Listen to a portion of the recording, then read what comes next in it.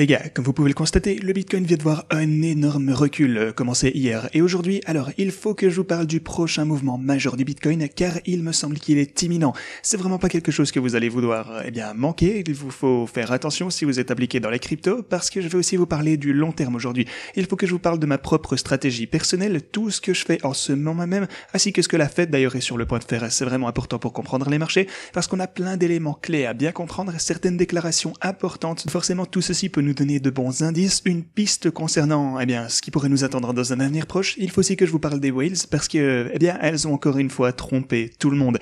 Alors hier on a bel et bien vu les whales commencer à faire leur manigance sur le marché, donc on a vu le Bitcoin chuter en conséquence. Alors oui, encore une fois aujourd'hui on a une vidéo super importante pour vous, restez attentifs, restez du début jusqu'à la fin. Donc bienvenue à tous, je m'appelle Maxime et je vous apporte chaque jour des nouvelles vidéos en français sur les crypto-monnaies en vous apprenant comment vous faire de l'argent sur ces marchés. Si vous êtes nouveau sur cette chaîne, alors soyez sûr de vous abonner et d'activer la cloche dès maintenant.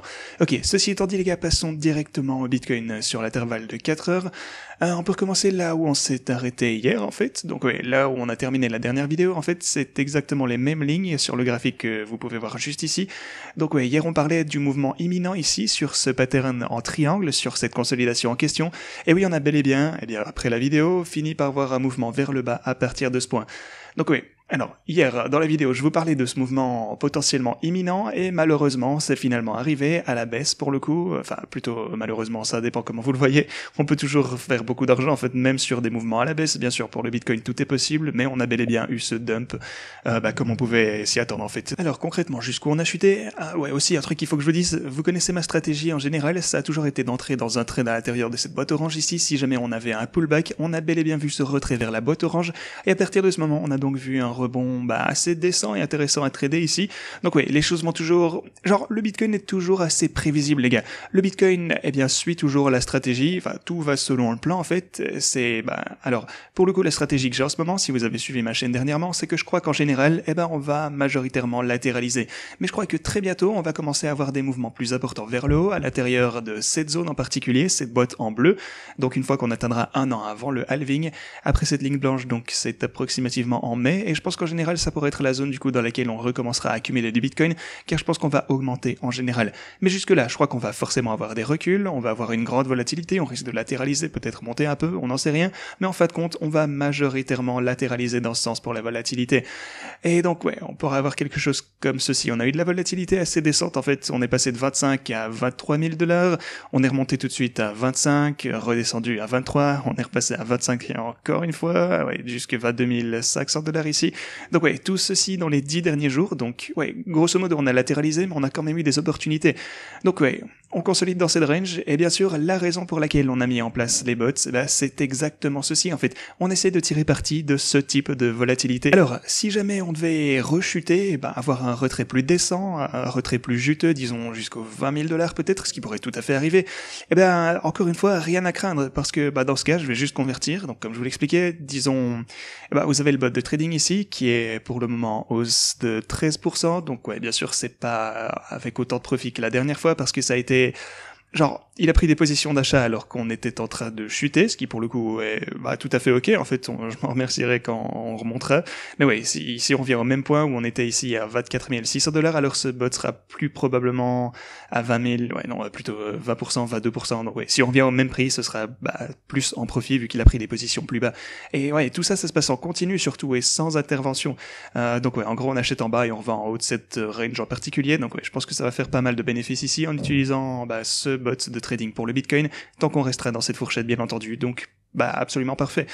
Si on devait avoir un plus gros pullback, encore une fois rien à craindre, parce que le truc, imaginez si vous aviez eu la chance d'acheter à nouveau du Bitcoin à 20 000, ok, est-ce que vous regrettez de ne pas avoir acheté du Bitcoin à 19 000 $? Peut-être que oui. Est-ce que vous regrettez de ne pas avoir pu acheter sur le bottom à 15 000 $? Et c'est pourquoi je vous dis ceci, chaque retrait est simplement destiné à acheter pour votre sac au long terme. Donc ouais, le Bitcoin va augmenter au fil du temps, c'est ce que je crois en tout cas, avoir cette opportunité donc d'acheter à des niveaux inférieurs n'est simplement qu'une bénédiction que je souhaite saisir. Donc encore une fois, ça me dérange pas de descendre, mais je crois que le fond a déjà été atteint, le bottom a déjà... on descendra pas plus bas que les 15 700 $ selon moi. Sinon pour les marchés traditionnels, on a constaté un pullback hier également à la suite de certaines déclarations importantes. Donc la déclaration vraiment clé ici, c'était que le PCE, qui sont donc les dépenses de consommation personnelle, eh bien ça a augmenté ici, et ça a augmenté encore plus que prévu d'ailleurs. Ce qui signifie que la théorie qu'on avait ici, pour ce mois en particulier, c'est que l'inflation augmente réellement, et c'est ce qu'on voit, c'est ce qu'on a constaté tout au long de ce mois-ci, l'inflation est en train de réaugmenter. Donc maintenant vous avez également le PCE qui augmente, et ça signifie donc que le marché en a pris un sacré coup. Donc je vous parlais de cette ligne orange, ici on avait 3950, et comment je pensais que si on chutait jusque là, on pourrait au moins avoir un rebond sur le court terme, et c'est le rebond que vous êtes en train de voir en ce moment d'ailleurs. Donc pareil encore une fois sur les marchés traditionnels, c'était une belle opportunité de trading.